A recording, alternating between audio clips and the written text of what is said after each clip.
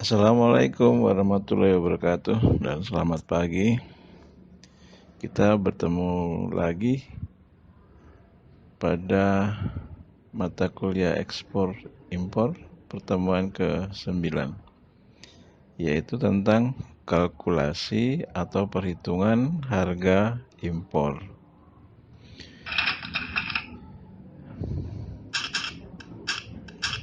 Jadi ada tahapan yang akan kita bahas. Pertama kita akan menghitung kalkulasi impor, yang kedua harga pokok impor, ketiga tentang PPH dan PPNBM, keempat bagian perhitungan kalkulasi impor. Komponen biaya impor seperti tampak pada layar, yang utama ada 7 komponen. Yang pertama adalah nilai barang yang diimpor, nilai barang aslinya ya. Apakah nilai barang itu dalam bentuk FOB, free on board, CNF, cost and freight, atau cost, insurance, and freight. Jika nilai barang itu FOB, free on board, atau barang sampai di atas kapal saja, berarti belum termasuk biaya angkutan, freight, dan belum biaya asuransi. Sehingga ada biaya lain, yaitu biaya freight yang nomor 2 dan biaya insurance atau asuransi nomor 3. Nah, nomor 1, 2, dan 3 ini adalah biaya sampai barang itu di pelabuhan pembeli ya, di pelabuhan negara pembeli. Kemudian ada biaya lainnya, yaitu biaya bank jika menggunakan jasa bank dalam mengimpor barang tersebut, terutama dalam hal penanganan pembayarannya. Yang kelima adalah biaya masuk dan pajak, karena semua barang yang masuk ke dalam maupun yang keluar itu dikenakan biaya masuk, dikenakan pajak. Kalau import berarti ada biaya masuk. Yang keenam adalah biaya in-clearing. Biaya in-clearing adalah biaya penanganan barang itu sampai ke barang itu bisa keluar dari pelabuhan dan sampai ke pembeli, dan biaya lainnya. Seperti contoh pada gambar kita lihat, ada misalnya Indomaret ingin mengimpor apel. Indomaret ingin mengimpor apel dari luar negeri, maka komponen biayanya itu mulai dari harga apel itu sendiri. Kita anggap saja FOB, free on board, belum termasuk freight dan insurance. Kemudian ditambah dengan biaya freightnya, biaya angkutannya kapal, kemudian biaya asuransi. Asuransi ini adalah supaya barang yang di atas kapal ini aman. Jika terjadi sesuatu, maka perusahaan asuransi dapat mengganti kerugian atas hilangnya atau rusaknya barang di atas kapal. Kemudian ada biaya masuk dan pajak yang harus dibayar kepada negara melalui kantor bea cukai. Kemudian ada biaya bank yang terutama berkaitan dengan pembayaran impor. Kemudian biaya in-clearing, biaya penanganan dokumen dan barang sampai barang itu keluar dari pelabuhan dan sampai ke Indomaret. Ini ada juga biaya-biaya lainnya jika ada. Biaya administrasi, biaya faksimil, dan seterusnya. Kemudian kita coba masuk di nilai barang sesuai Incoterm. kita misalkan saja importir A mengimpor apel Fuji dari Cina sebanyak 10.000 kg dengan harga free on board 0,75 per kilogram, dan bila kurs jual 1 US dollar 9.000, maka nilai barang adalah 10.000, harga beli impor kali 0,75 per kilogram dikali kurs, yaitu 9.000. Itu jika menggunakan LC dari bank. LC itu adalah letter of credit.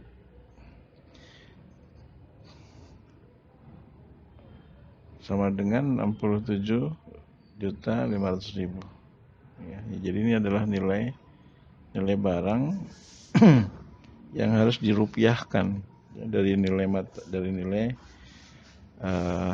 US dollar. Nah, letter of credit ini mirip lah sales contract, tapi dijamin oleh bank ya. Kemudian freight, angkutan. Jadi misalnya ada biaya angkutnya melalui kapal laut. Misalnya kalau melalui kapal laut biasanya dokumennya berupa BL atau Bill of Lading. Kalau melalui pesawat dokumennya namanya RW Bill ya, dokumen pengangkutannya. Misalnya biayanya $500, maka dikali kurs sama dengan 9.000, sehingga biaya angkutnya 4.500.000. Berarti kalau kita tambahkan dengan yang tadi itu 67.500.000 ditambah freightnya 4.500.000 ya. Kita tambah lagi dengan biaya asuransi. Asuransinya misalnya harganya, preminya adalah $15, maka biaya asuransinya adalah $15 kali kurs 9.000. Ini tambahkan ini, lalu kita tambah lagi dengan biaya yang ada di bank. Biaya di bank itu ada biaya membuka LC ya. Nanti kita bahas secara khusus ini di pertemuan selanjutnya. Ada biaya provisi, ada biaya komunikasi yang menggunakan SWIFT ya. Ini bentuk transfer ya. Ada biaya cetak LC dan seterusnya. Ada juga biaya telegraphic transfer jika kita mentransfer pakai telex. Ini ada biayanya. Kemudian ada biaya-biaya lain yang ada di bank juga. Terus contoh misalnya impor tadi, kita mau bayar orang di luar negeri pakai telegraphic transfer di bank. Biayanya misalnya biaya TT-nya adalah $10, maka dikali 9.000, 90.000. Nanti ditambahkan. Kemudian ada biaya masuk dan pajak. Biaya masuk dan pajak ini rumusnya adalah tarif biaya masuk kali nilai pabean. Nah, untuk mengetahui tarif biaya masuk itu disesuaikan dengan jenis barangnya. Setiap barang berbeda tarifnya, tarif biaya masuknya, yang semuanya ini ada tercantum di dalam buku tarif biaya masuk Indonesia, buku tarif biaya masuk impor yang diterbitkan oleh Bea Cukai.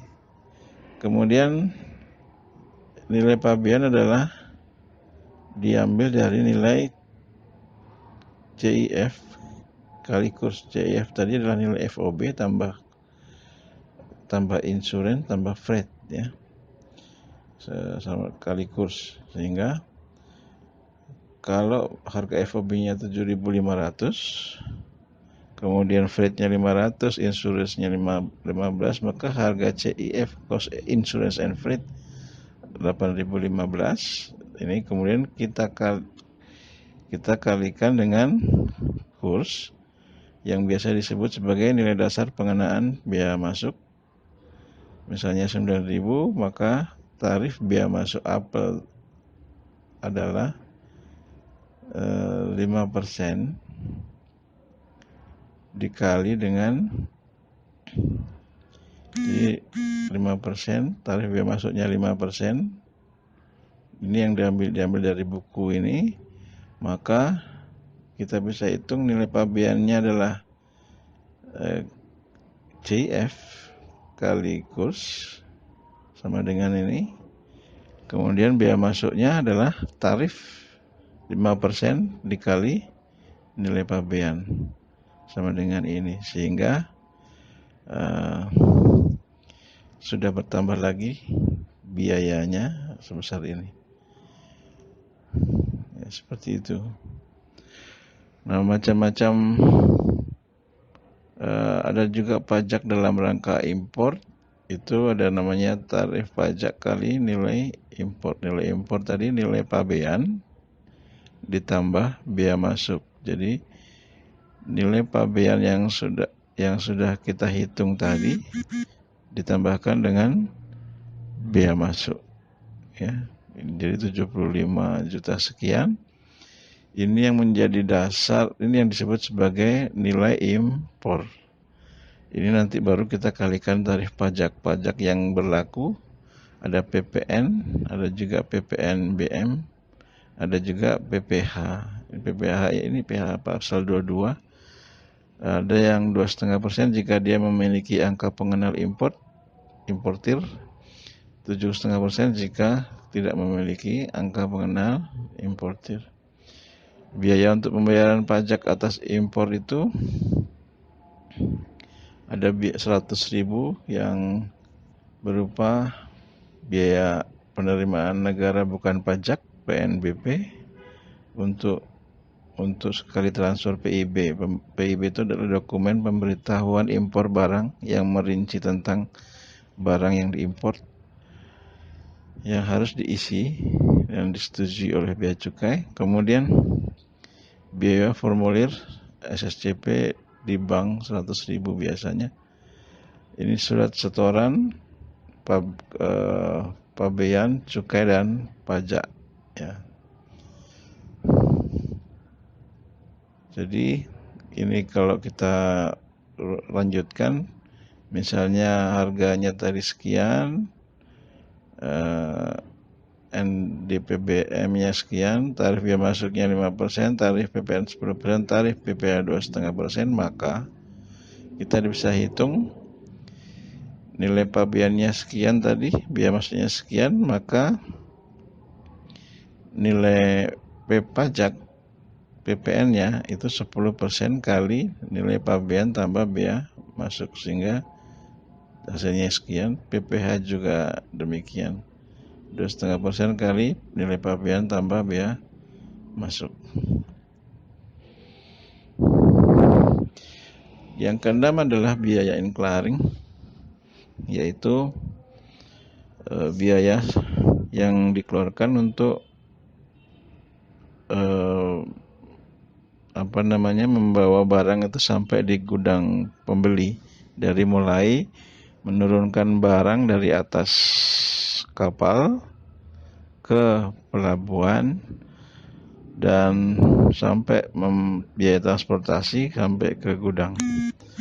Di sini ada beberapa biaya yang biasanya muncul, yaitu biaya THC, ya, atau terminal handling charge, ya. Terminal handling charge ini adalah biaya yang harus dibayar oleh shipping line atau perusahaan pelayaran kepada pelabuhan,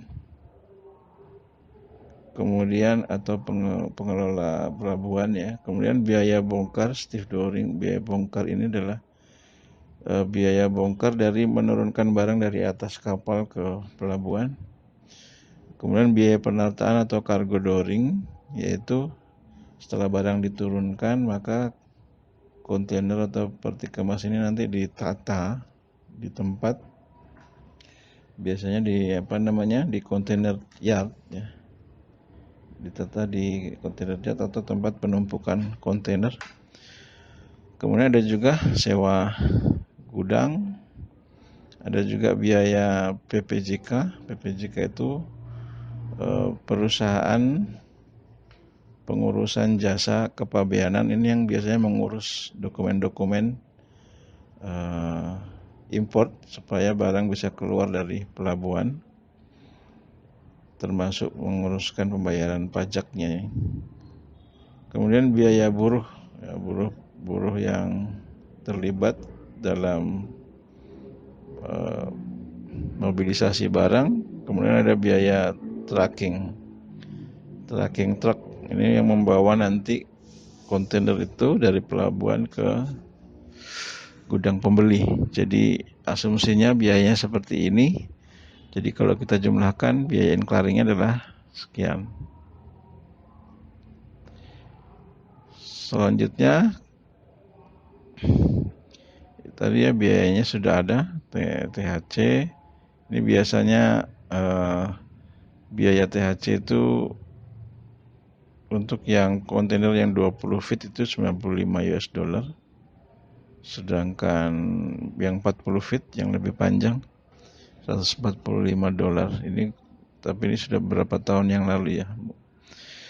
Kemudian biaya bongkar, stevedoring, cargo dooring, sewa gudang. Ada juga biaya yang mungkin muncul adalah demurrage, yaitu cas atas kelebihan waktu penggunaan kontainer di luar free time demurrage ya. Bisa 7, 15 sampai 21 hari sejak di kontainer diturunkan dari kapal dan diletakkan pada kontainer yard. Ya, setelah di cargo dooring tadi.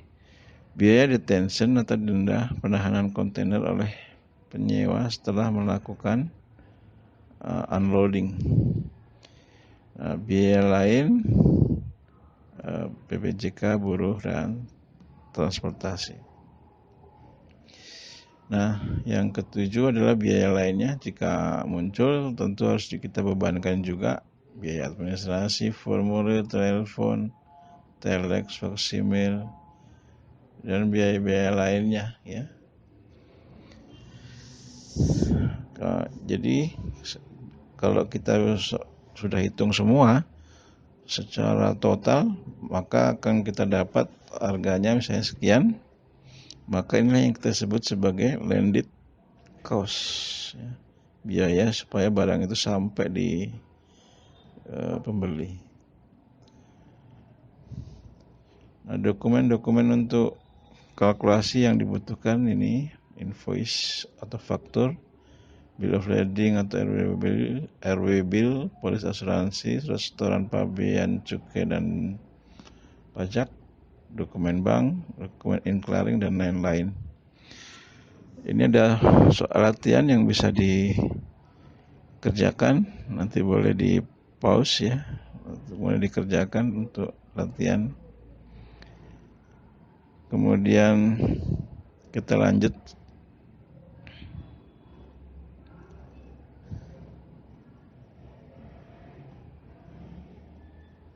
Lanjut di pokok bahasan yang berikutnya, yaitu harga pokok impor. Jadi terutama tentang pajak PPN dan pajak penjualan atas barang mewah ya.